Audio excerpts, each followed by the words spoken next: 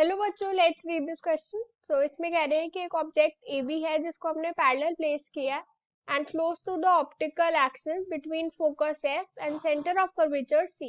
A B arrow of converging mirror of focal length F. Converging mirror of focal length F. तो अब वो पूछ रहे हैं ए और बी की इमेज कैसी फॉर्म होगी। तो इस क्वेश्चन को सॉल्व करने के लिए हमें बेसिकली इमेज फॉर्मेशन के कुछ रूल्स पता होने चाहिए। सबसे पहले तो हमें पता होना चाहिए for an object placed at centre of curvature, placed at C या centre of curvature, image is also formed at C, image is also formed at C and C पे फॉर्म होती है प्लस इमेज का same size होता है that of object, same size as of object. Second rule जो हमें यहाँ पे पता होना चाहिए कि अगर एक ऑब्जेक्ट है वो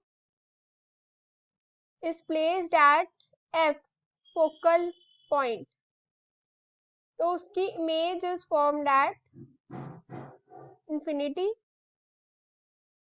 एंड जो इमेज का साइज होता है साइज इज हाईली इनलार्ज्ड, बहुत ज्यादा इनलार्ज्ड होता है। तो अगर हम इस केस में देखें इनकी अगर हम बनाने की कोशिश करें तो ए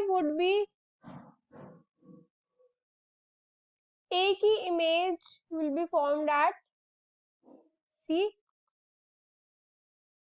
and F की image will be formed, B की image will be formed at infinity and image would be somewhat like this, A, B.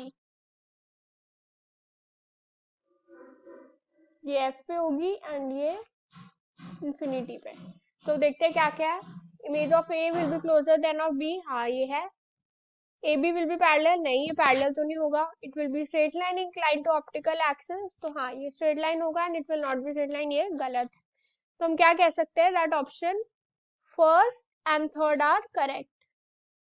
तो बस इस क्वेश्चन को सॉल्व करने के लिए हमें कुछ बेसिक कॉन्सेप्ट्स की कॉन्सेप्ट्स पता होने चाहिए थे कि अगर एक ऑब्जेक्ट सी पे प्लेस है तो image will also be formed at C and it will be of same size. अगर एक ऑब्जेक्ट को हम एफ पे प्लेस करते हैं तो image will be formed at infinity and it is highly enlarged.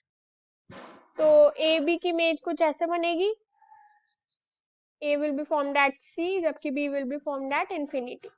So option 1 and 3 correct है. I hope you understood the answer. All the very best.